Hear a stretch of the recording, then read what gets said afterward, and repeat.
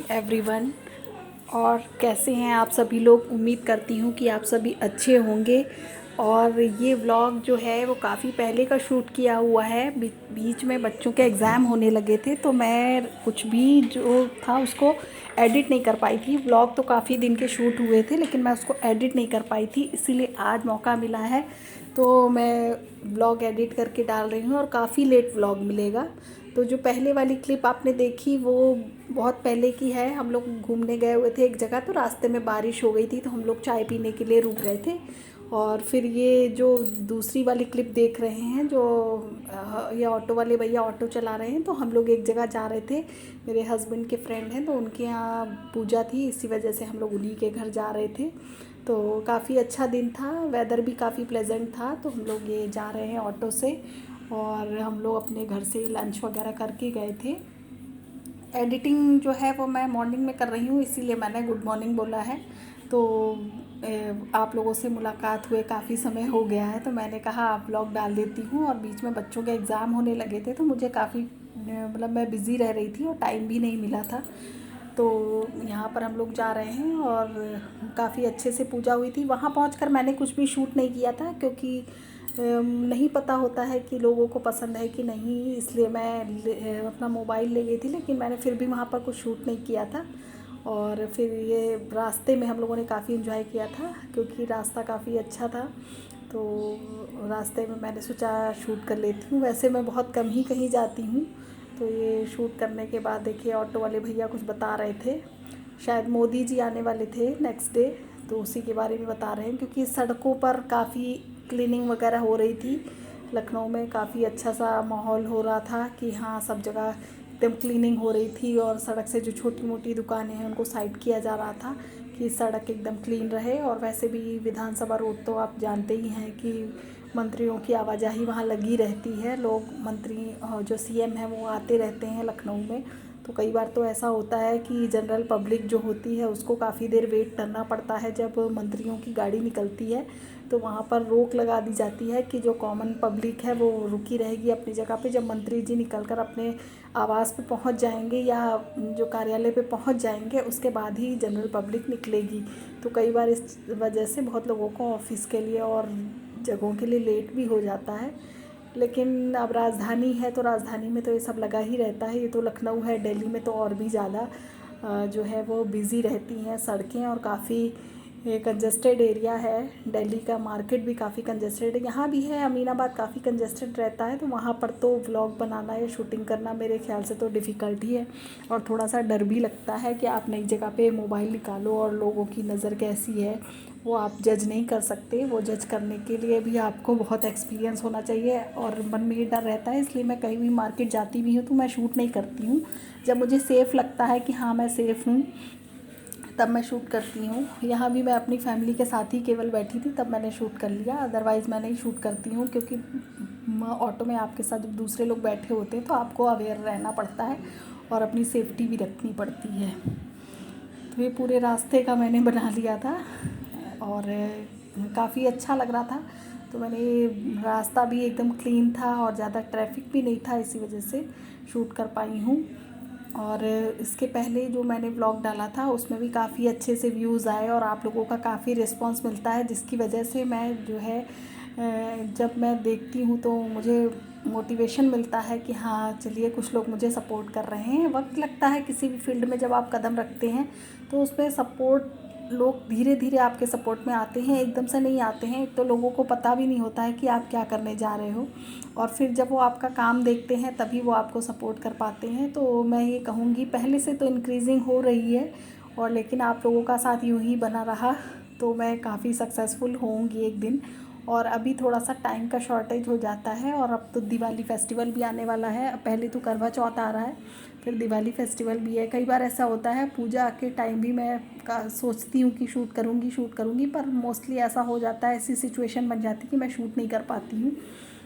और बच्चे भी अभी ना समझ है, इसलिए उनको भी अगर कुछ पकड़ाओ कि आप ये शूट कर लेना तो वो शूट करने के बजाय अपनी ही चीज़ें देखने लगते हैं। तो इसी वजह से कई बार होता है कि पूजा वगैरह की प्रिपरेशन करते समय या मैं जब पूजा कर रही होती हूँ तो नहीं शूट कर पाती हूँ। तो इसीलिए ये है कि ब्लॉगिंग में जो है काफ़ी गैपिंग हो जाती है। और ये ग्रीनरी देख के मुझे काफ़ी अच्छा लग रहा था। देखिए थोड़ा सा ये कलर भी, जैसे प्लांट्स जो हैं, बड़े बड़े जो ट्रीज़ हैं वो अपना जैसे कलर चेंज कर रहे हैं, वैसा लग रहा है। तो बहुत ही अच्छा लग रहा है, बहुत ही देखने में खूबसूरत जिसे कह सकते हैं वो खूबसूरती देखने में नज़र आ रही है। ग्रीनरी बहुत कम देखने को मिलती है मोस्टली सिटीज़ में। तो ये है कि जब मैंने देखा कि ये जैसे प्लांट्स ऐसे लग रहा है कि कलर चेंज कर रहे हैं, तो बहुत ही अच्छा लगा। और मौसम भी इतना गर्म नहीं था, इसलिए जाने में जो कहूँगी, जो रास्ते का वेदर था वो तो अच्छा था, लेकिन वहाँ पर जब पूजा पाठ हुई नहीं तो काफ़ी गर्मी सी हो गई। हवन वगैरह हुआ था तो काफ़ी गर्म सा मौसम हो गया था, क्योंकि वो जब भीड़ इकट्ठी होती है तब भी गर्मी जो है वो जनरेट होती है, हीट जनरेट होती है, तो उससे भी काफ़ी गर्मी लग रही थी। लेकिन ऑलमोस्ट कहूँ तो वेदर जो है वो प्लेजेंट हो गया है। और इस टाइम पे तो वैसे हर साल के मुकाबले तो अक्टूबर का महीना इस बार काफ़ी गर्म है। जैसे अक्टूबर में काफ़ी ठंड हो जाती थी, पर इस बार अक्टूबर के स्टार्टिंग में से मैं कहूँ 15 अक्टूबर तक तो काफ़ी ही गर्म था। अब तो इधर फिर भी 20 अक्टूबर से जब थोड़ी सी बारिश हुई है तो 20-22 अक्टूबर से मौसम जो है काफ़ी अच्छा हो गया है। जैसे बिना फ़ैन के आप बैठ सकते हो थोड़ी देर, तो काफ़ी अच्छा लग रहा था। और आजकल भी है कि आप थोड़ी देर अगर फ़ैन में बैठते हो, बाई चांस बारिश हो जाए तो ठंडा लगने लगता है। लेकिन हाँ ये है कि अब फिर भी मौसम अच्छा है, बाहर घूमने वाला है। घूमने के लिए ये बेस्ट मौसम रहता है। एक फरवरी मार्च का मंथ जो है वो बेस्ट रहता है, और इधर ये अक्टूबर नवंबर का बहुत ज़्यादा ठंड भी नहीं होती है, बहुत ज़्यादा गर्मी भी नहीं होती है। देखा जाए तो दोनों ही तरह से ये जो इधर के वेदर और ये मंथ्स होते हैं ये घूमने वाले होते हैं। लेकिन ये होता है मोस्टली इस समय फेस्टिवल का टाइम रहता है और बच्चों के भी एग्ज़ाम का टाइम रहता है, तो बहुत कम ही लोग निकल पाते हैं घूमने के लिए, या फिर आपका अपना कन्वेंस हो कि आप अपनी सुविधा अनुसार वापस आ जाएं अगर बच्चों का एग्ज़ाम है। और अदरवाइज़ अगर आप पब्लिक कन्वेंस से जाते हो, ट्रेन है या फ़्लाइट है या किसी भी चीज़ से, तो वो उसका एक टाइम जो है वो निर्धारित होता है कि आप इतने ही समय पे जा पाओगे, आपकी बुकिंग पहले से है कि नहीं है। अगर अपना कन्वेंस है तो आप अपनी सुविधा अनुसार कहीं भी आ जा सकते हो। तो ये रहता है कि हाँ, अगर आपके पास अच्छा खासा टाइम है। पहले तो छुट्टियां काफ़ी लंबे समय तक की जाती थी, पर अब बच्चों की जब से ऑनलाइन क्लासेस हो रहे हैं तो मोस्ट ऑफ द टाइम मैं कहूँ कि बहुत ही कम छुट्टियां मिलती हैं। इस बार बच्चों को समर वेकेशन भी नहीं मिली, वरना समर वेकेशन में हम लोग घूमने की प्लानिंग थोड़ी बहुत करते हैं, लेकिन इस बार बच्चों को बिल्कुल भी समर वेकेशन नहीं मिली। बस बीच में ऐसे ही 2-3 दिन का गैप रहा, अदरवाइज़ फुल टाइम क्लासेस लगे। टीचर्स को भी छुट्टी नहीं मिली और बच्चों को तो नहीं ही मिली। और बच्चों के साथ फिर हम पेरेंट्स भी इंगेज हो जाते हैं, उनको प्रोजेक्ट मिलता है, कहीं कुछ मिलता है तो वो कंप्लीट कराने में ही काफ़ी टाइम लग जाता है। फिर बच्चों के एग्ज़ाम हो तब भी आप नहीं जा सकते। तो सारी चीज़ें सोच समझ कर चलनी पड़ती हैं कि कैसे कैसे हमको अपना एंजॉय भी करना है, क्योंकि कहते हैं ना ज़िंदगी तो एक ही है, चाहे आप उसे हंस के गुजार लो चाहे आप रो के गुजार लो, तो उतने ही टाइम में आपको सब कुछ मैनेज करना होता है। अपना काम भी देखना है, बच्चों को भी देखना है और साथ में उस लाइफ को एंजॉय भी करते चलना है। तो यही तो मैं देखती हूँ, छोटी छोटी चीज़ों में खुशियाँ ढूंढ लेती हूँ। और सच पूछिए तो पॉजिटिविटी आप रखिए अपने माइंड में, तो हर कहीं थोड़े बहुत खुशी के पल मिल ही जाते हैं। कहते नहीं है, नज़र नहीं नज़रिया बदलिए। तो जैसा नज़रिया रखेंगे वैसी ही ज़िंदगी आपको दिखाई पड़ेगी, वैसी ही चीज़ें आपको दिखाई पड़ेंगी। इस चीज़ को मेरा खुद का मैंने एक्सपीरियंस किया है। कहते हैं ना, एक गिलास अगर आप आधा गिलास भरा रखा है और आधा गिलास खाली है, तो कुछ लोग उसी गिलास को देखने का नज़रिया सबका अलग अलग होगा। कोई कहेगा कि इसमें आधा गिलास पानी है, कोई कहेगा कि अरे ये तो आधा खाली है। तो चीज़ें वही है, केवल आपको नज़रिया बदलने की ज़रूरत है। कुछ भी बदलेगा नहीं। खुशी जो है वो हम लोगों के अंदर से आती है। जब आपका मन खुश होता है तो आपको वही सारी चीज़ें अच्छी लगती हैं, और जब आपका मन दुखी होता है तो आपको कुछ भी अच्छा नहीं लगता है। मतलब कितनी भी चीज़ें आपकी अच्छी हो रही हों, आप उसको नहीं महसूस कर पाते हो। इसलिए कहते हैं ना, माइंड में जो है पॉजिटिविटी रखना बहुत ज़रूरी होता है हर चीज़ के लिए, और अपने आप को हेल्दी रखना भी सबसे ज़्यादा ज़रूरी होता है।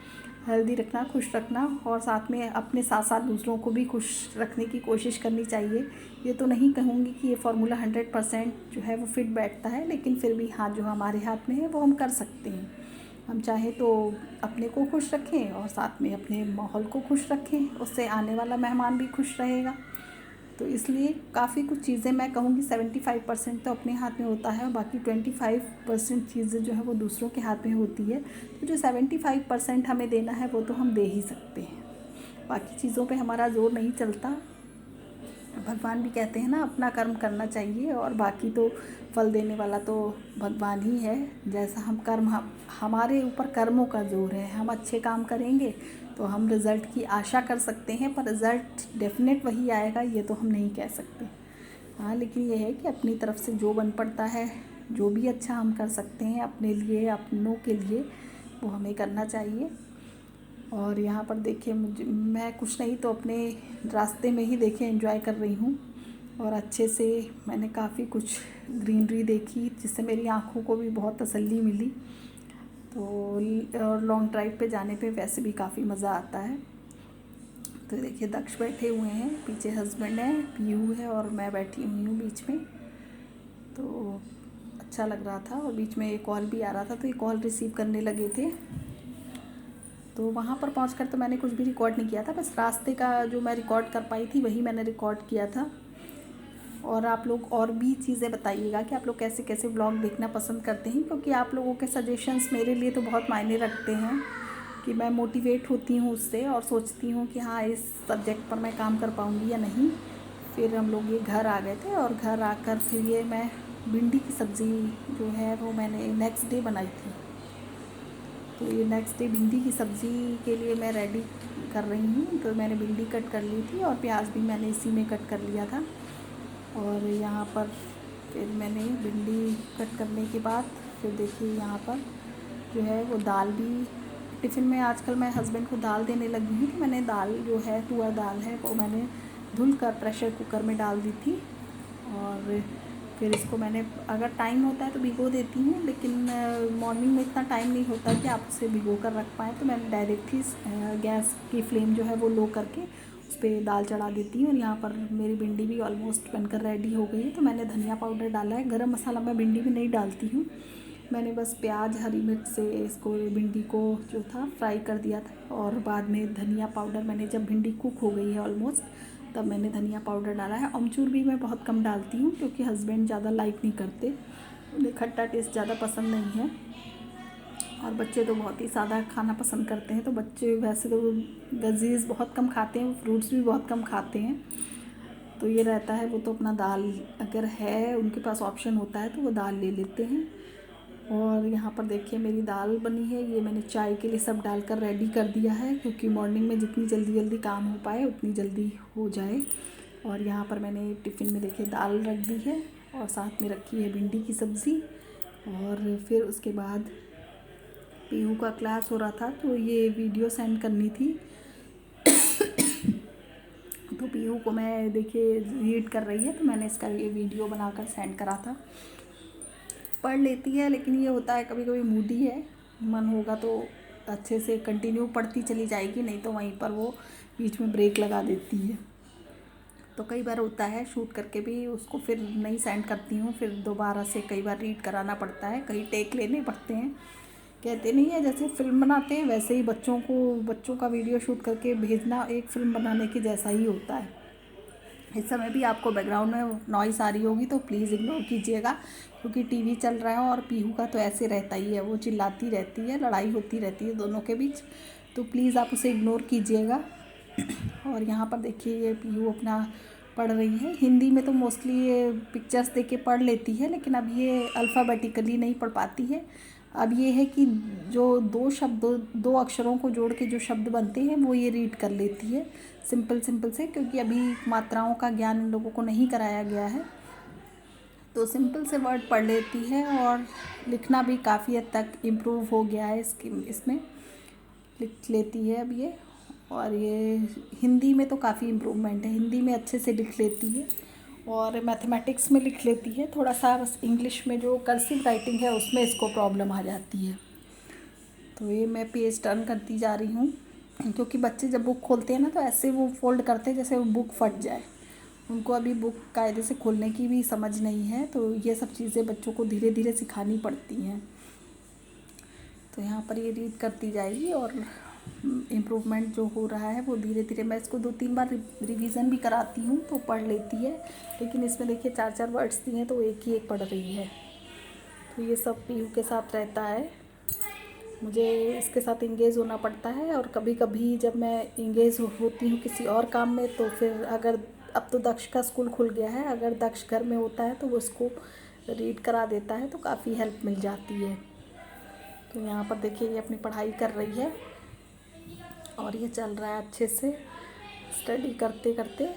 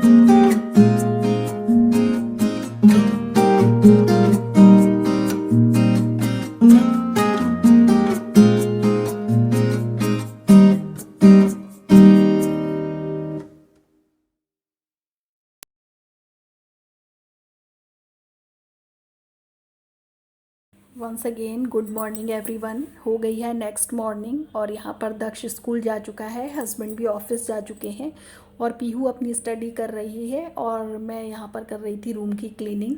तो मैंने ये अमेज़ॉन से फ्लोर ब्रश मंगाया था, इससे काफ़ी इजी हो गया है। इससे आपको बहुत ज़्यादा झुकना नहीं पड़ता है और इजीली काम हो जाता है। फिर यहाँ पर ये पीहू की मैम पढ़ाने आती हैं, तो फिर मैं उनके लिए बनाई थी ये भेल पूरी।